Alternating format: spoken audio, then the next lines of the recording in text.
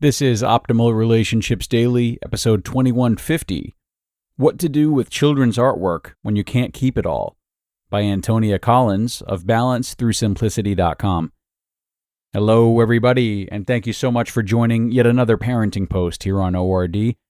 My name is Greg Audino. I'm your host and narrator, and today's article is pretty niche, but God knows it covers a sector of parenting that just about all parents have gone through or will go through.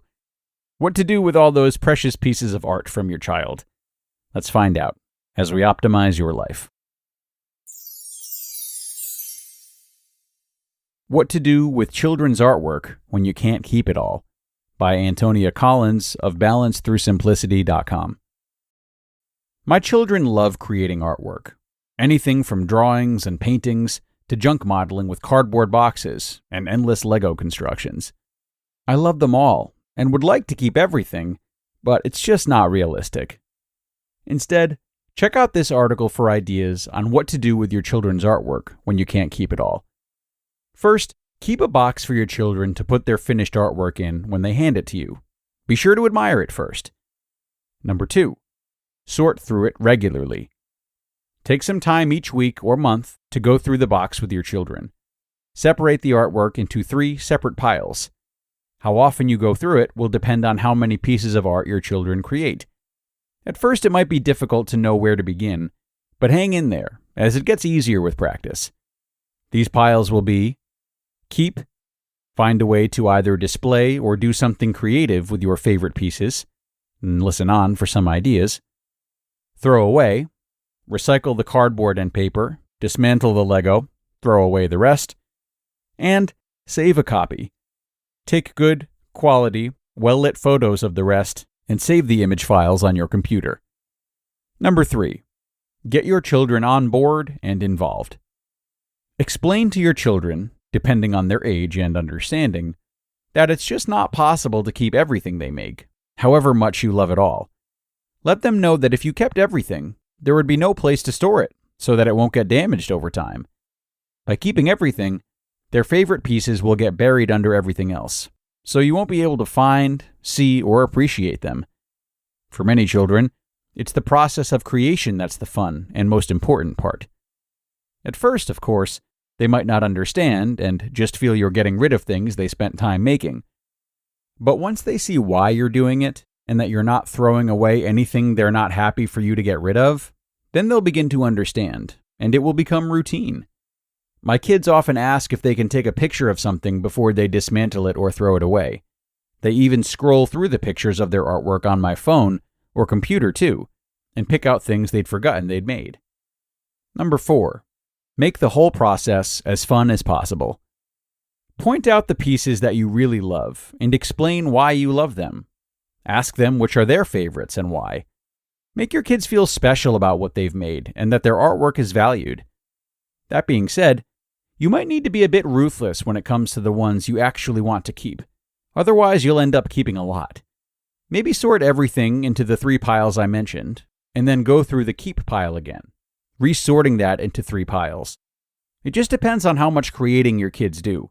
1 a week is much easier than a whole coloring book. And number 5, deal with the piles.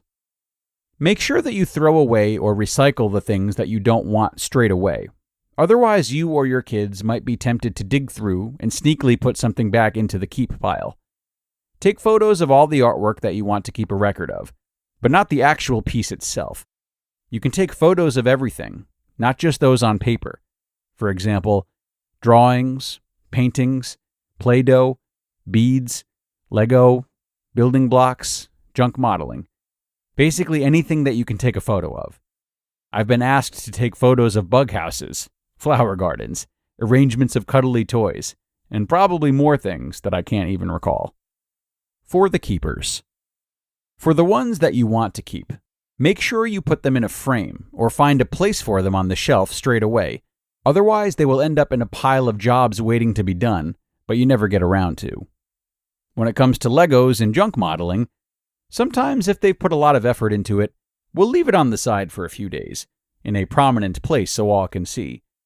When there's too much of a buildup and we've no longer got any space left on that shelf, then they'll choose their favorite 2 or 3 and get rid of or dismantle or take photos of the others. That way there's no buildup, I can still dust around everything, but they can also see that their hard work has been valued. I really like to show them how proud they should be of what they've created. So I have a gallery wall for some of their favorite pieces, and I switch it around from time to time. It's got pride of place in the hall, and is a talking point for visitors when they come in. The girls love it when they're asked about their drawings and paintings. Another trick might be that if there's something special you want to keep, but just don't have space for at the moment, then why not take a photo of it and use it as a background on your computer desktop, or as the home screen on your phone. Rotate the pictures from time to time. Your children's artwork is special, and it's easy to want to keep everything. But with a bit of practice, you'll find it easier choosing the pieces that are the most important to you, and your children will enjoy learning and choosing with you. Finally, some other quick ideas for the artwork you can't bear to throw away. Pass it on to grandparents and relatives. Use it as gift wrap or in place of greeting cards. Make a digital photo book. Or let your kids have a pin board in their bedroom where they can see their art. You just listened to the post titled, "What to Do with Children's Artwork When You Can't Keep It All" by Antonia Collins of balancethroughsimplicity.com, and be sure to stick around for my commentary after this. And a big thank you to Antonia for this post, and I'll give you another radical idea for what to do with your children's artwork, based a little bit on Antonia's gallery idea, and more so on one of my own fantasies I once had about home decor.